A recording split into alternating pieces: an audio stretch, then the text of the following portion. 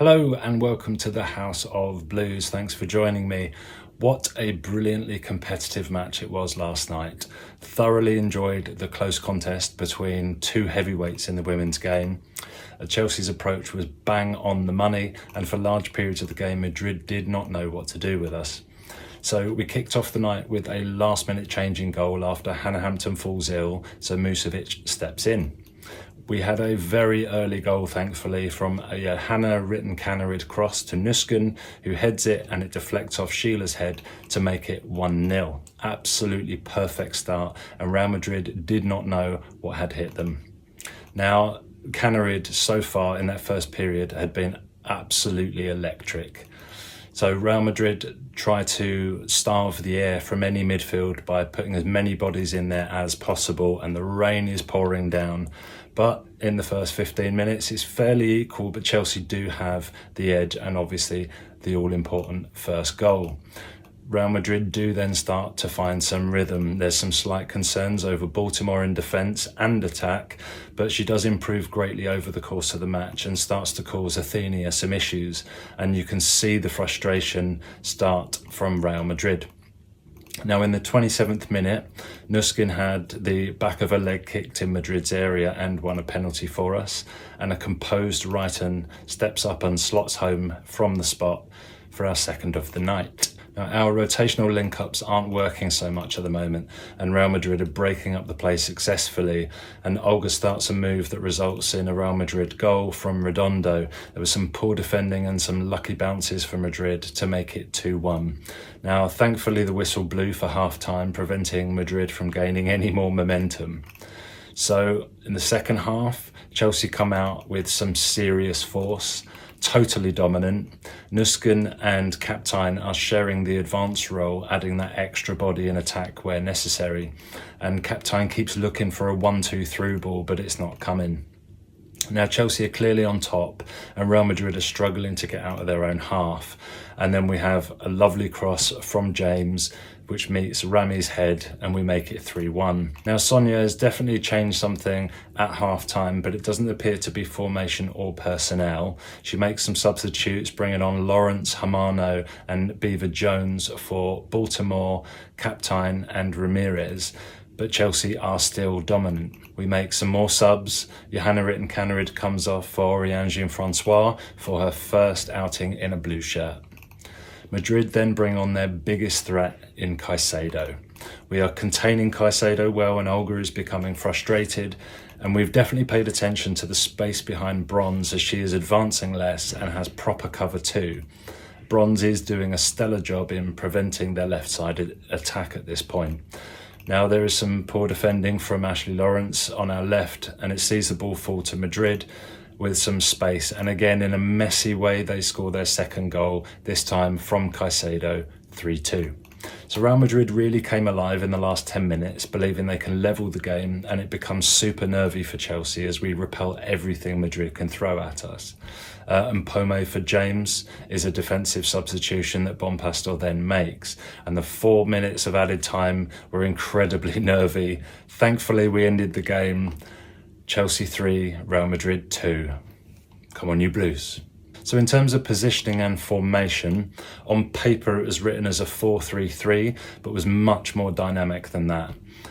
Baltimore was stepping into midfield as Bjorn, Bright and Bronze were making a back three, and Johanna Ritten-Cannerid was stepping back into midfield to make a midfield five at times with Baltimore, Wright and Nusken, Captain and Cannerid.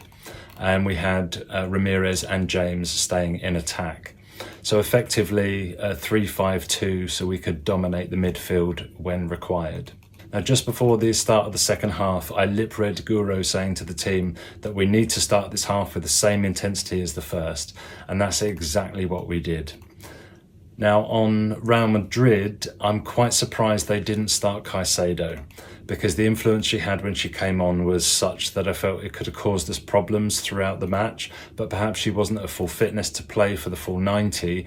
However, I'd still have played her for the first 60 to ensure a lead that they can then protect. Thankfully, that's not what they did. On Chelsea, Sonia Bonpastor was clearly furious at the first half performance, and the fact that we let Real Madrid back into the game when we we should have seen the first half out at 2-0. Tactically, she didn't change anything and no personnel was changed. So Chelsea's force when they came out in the second half was likely from the absolute tirade from Sonia that would still be ringing in the players' ears. Whatever she said, it worked. If we look at the stats, we can see that we had the lion's share of possession with 57% and 491 passes to their 359 with a success rate of 86%. Real Madrid had the majority of chances with 14 shots on goal to our 8, but this is where we see the difference made between the two teams. Our collective defensive work was excellent overall, with 91% of our tackles being successful, and we won most of our duels too. Without this collective effort to defend as a unit, we likely would not have come out with the points. So this is where I select the pride of the pride for this week, and I highlight our star performers. And the first I've selected is Nuskin. So I've given it to Nuskin for her all-round control of the game, sitting in the middle of the park. She was an absolute linchpin for the whole team.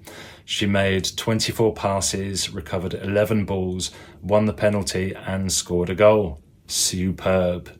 My second pride of the pride this week goes to Lauren James. It's for her defensive work as well as her attacking threat, and Lauren really put in a shift and took care of her defensive duties.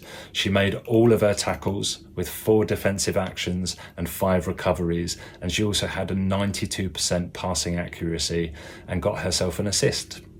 And my third selection for pride of the pride this week, once again, goes to Sonia. So tactically, regarding their left-sided attack, Sonia made some real smart decisions. Madrid are so strong on the left with their best performers on that side. Players like Olga, Caicedo, Leupolz and Redondo, they were all taken care of by the work of Bronze, Canarid and cover from Bright, Kaptein and Nuskin. Even though Real Madrid broke through to score 2 goals from the left-sided influence, without the right attention given to that side from Sonia, I feel Madrid would have got a lot more on the night. So overall, a close contest and a really, really enjoyable watch, bar the final 10 minutes. So this is a first win in the Champions League this year for Chelsea and a first win for Sonia in charge of the Blues in the Champions League. Let's now try and build on this and finish the group stage on maximum points. Our next Champions League fixture is on Thursday the 17th of October in Holland against the FC Twente, but I'll catch you all before that for our match preview of our fixture against Arsenal this coming Saturday. Until then, keep the blue flag flying high. Big love.